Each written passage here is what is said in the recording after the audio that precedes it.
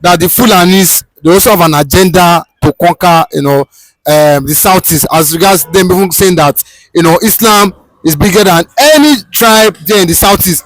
But do you think, well, we've seen Uzodima and Peter Amba, even raise the idea of IDP camps there in the Southeast, but we've seen the Southeast Easterners, say no. They don't. They say no to, We are not going to take away, when you see such threats coming. It's not funny. I'm giving the experience of yesteryears where, the Igbo people went to war, and you can see what is happening in South. The same people created South. Make sure that, the entire Biafra land is not in unity. These are the things they are using, but unfortunately for the people of the South, they do not see, they cannot read some of these things. People like Edwin Clark, Asani Dokubo, they cannot read this thing between their lips and understand that, what is coming to them is not about Igbo thing. They are telling you the truth. Look at how they south on the resources of crude oil for over 60 years now, and nothing is happening. If not the resilience and struggle of the Igbo people. But let me tell you, let me give you, war is not about religion. War is about weapon, innovation, science, and technology. So anybody that is threatening because of, you have, okay, the Arab world is going to come into Nigeria, the Niger is going to come, like what happened during Nigeria Biafra war, where we see the entire Niger military, Chad and everybody joining forces with Nigerian soldiers against Biafrans. It's not, if it's not going something that can repeat itself at this point and stand. That's just the truth. So it is part of the statement we keep on hearing to make sure that our consciousness is not being built together, our consciousness is not being made together to understand that there is quest and need for massive online media resistance against such statements, because if allowed, it will germinate into the consciousness. That's what you are seeing. you don't see it as a joke. No, yes, that's what you're seeing. That's what how they, at the end of the day, they end up having creating South Nigeria. They create South. They keep on making sure they fragment Nigeria so that they will have easy access to carry out their plan. So when they tell you that Islam is larger, and because of that, I don't know when Islam became a tribe. What we know about Islam is a religion, but we know that the tribe, the original, where it started, we begin to have such concepts of race is in Syria. Now I'm talking about at the 13th or 14th, BC or thereabout, or when the world is still evolving, and when Muhammad went to Syria from Arabia and went there and stayed, and in that people they called Islam, they were communicating, and was able to start the ministry of Islam among them. And from there, they named themselves that people who practice this type of thing will be called Muslim. So it spread, that theology, that religion spread. But that does not mean that it is, a tribe that is bigger. But while they use it as a weapon, they use it as militarily, they use it politically, they use it, in different forms, to continue to push domination against people that they feel that they do not have right of existence. And that is what we are talking about. That the major threat is not what Bola Ahmed Tinubu's policies is all about. The major threat is, can the unity of Nigeria stand on the platform that the Fulanis are the biggest tribe and the biggest threat, and they can conquer any region in Nigeria at any point, at any time. That is the reason why Mazi Nnamdi Kanu is still in detention. Because the system that bred what we are seeing today is against the rise of somebody like Mazi Nnamdi Kanu. So the only thing is to oppress and suppress him so that they continue to advance. But unfortunately, look at the governors we have today. They cannot even have the ordinary muscle to stand up and call a spade a spade. Even if it means you losing your political position and save your people. Now, the Biafra war was persecuted. But you can see, on that process, somebody emerged, a prominent.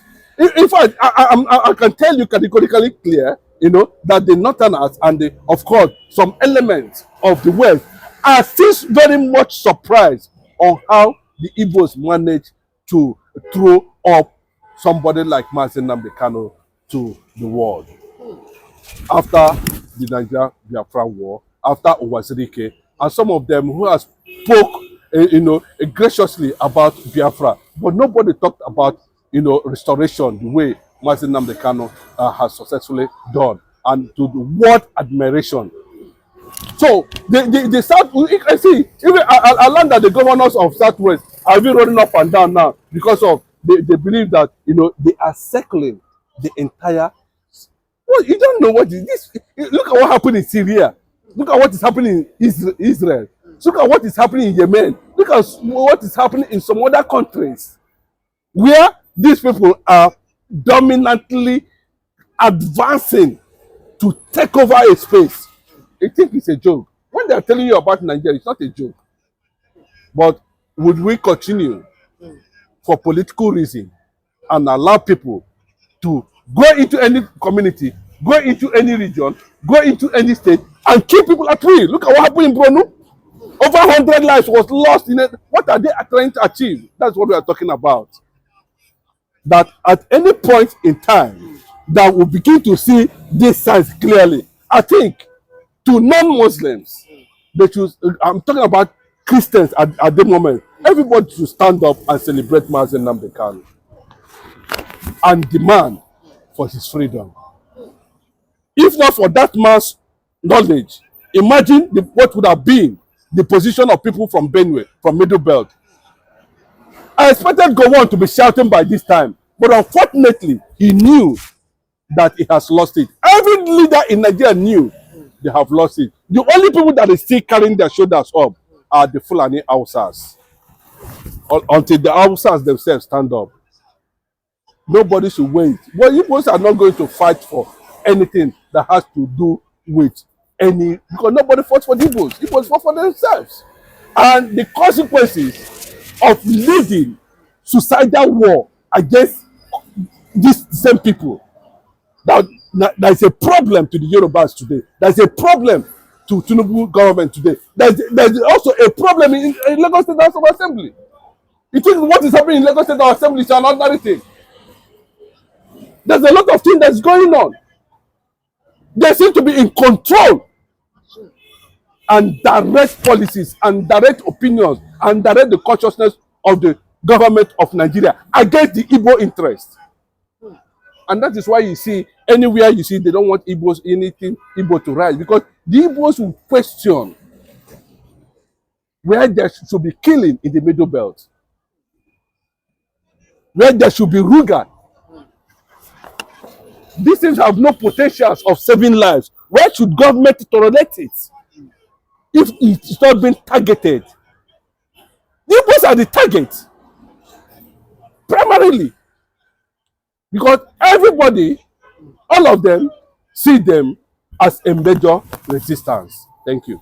But sorry, why is it that the Christian leaders, like the top Christian leader, why they not interfere in Nnamdi Kanu's case? I've never heard of Pastor Adeboye and the rest come out to at least talk to the leadership of the country to at least let him go. Yeah, because let me tell you very clearly, this men you are talking about today, deep inside their heart. I can remember the founder of Winners Chapel some time ago, David Oyedepo, making it very categorically clear to a governor that Nigeria can never be Islamized. The problem we are having in Nigeria today is Islamization. Once it is being done, you see some level of, peace. But the government will not be the government of the people. And the Igbo nation are not ready to be part of this slaughter. You see, these pastors you are seeing today, they are happy because Igbos are not part of it. Deep inside them, you are seeing them moving from one place to another today is because of Mazi Nnamdi Kanu. What Mazi Nnamdi Kanu has successfully put on the world map, proclaiming Biafra as a Christian nation. I know what Christian nation is about. Peace, tranquility, sanity, development, dominion, increase, saving lives, helping humanity.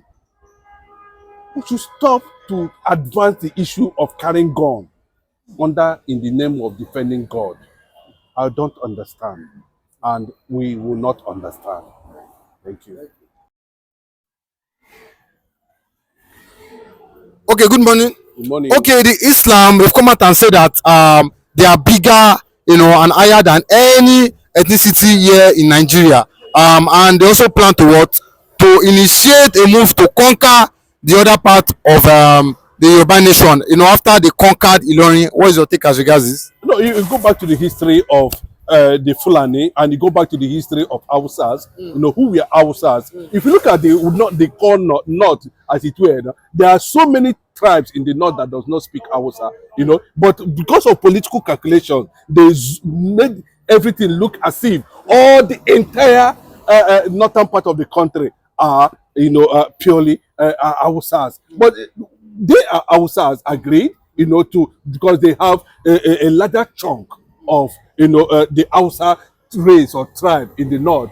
But if you look at the time, the Fulanis came into Nigeria, decades ago. You discover something. There was something they did, when they started advancing towards this part of West Africa. Right from where Frontal Jalong, Gambia, where they majorly have a space. People can say they are indigenous in that area. You will discover that these people has already established a warlike relationship, a resistance, a kind of a concept, theology, and ideology that the British system, the British government themselves, we have already identified, according to Lord Lugard, because of the way they operate. So they felt that, locating them because of interest, business interest, slavery, and otherwise, it will help them achieve whatever they want to achieve. And that was how they continue to push, the advancement of the Fulani trying to ruga everywhere, especially in West Africa. And of course, Nigeria becomes a factor in that direction where they came in. And when the British system came, instead of embracing the indigenous people who are Hausas, they went as far as, embracing the Fulanis.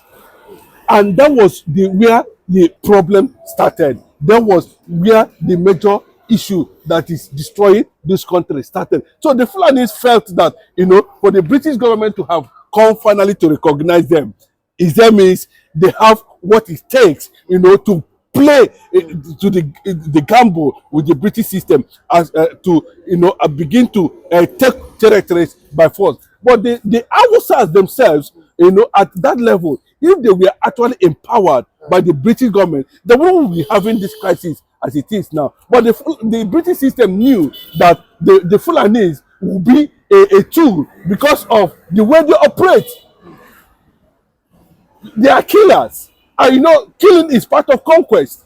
They use that killing tag, to begin to advance the British interest in collaboration with Ottoman Dafodio. So when they started breeding this thing to an extent that they have finally dominated the indigenous people who are also conquered them, like a form of colonize them, because they have been practicing this warlike conquest, advancing from the Sahara, the Sahel region, the Fulani hegemony were moving towards this direction. So they find out that after they have conquered the Northerners, they felt that the next place is they are going to hit is going to be the entire Yoruba space. And I remember what Lord Lugard was trying to say, concerning the Fulani infiltration in the north.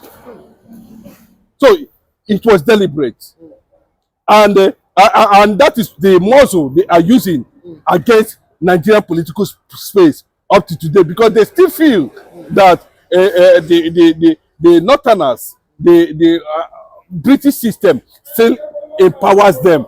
See, they still enjoy that relationship. They still enjoy that support. So they keep on pushing. Imagine the military, even after the coup, though they termed an Igbo coup, it was the Fulani that dominated the First Republic after the coup, and you see the kind of thing they created and all that, and we begin to see the advancement of down to Igala,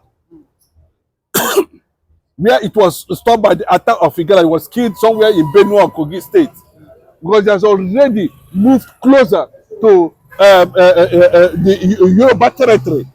But if you look at what they did within that Ilorin axis, you will discover that they have already penetrated, and a lot of people are asking questions: how come the Southwest became Islamic without Usman Danfodio dipping his leg in the Yoruba land? So it is a lesson. There must be something that we need to learn there. So if you look at it majorly, apart from Islam becoming, I told you some time ago that Islam is a tribe. It's just like a tribe, just like any tribe. It's just like Bini as a tribe. You have the people like Ijebuode as a tribe. In Syria, as at that time, Islam is a tribe.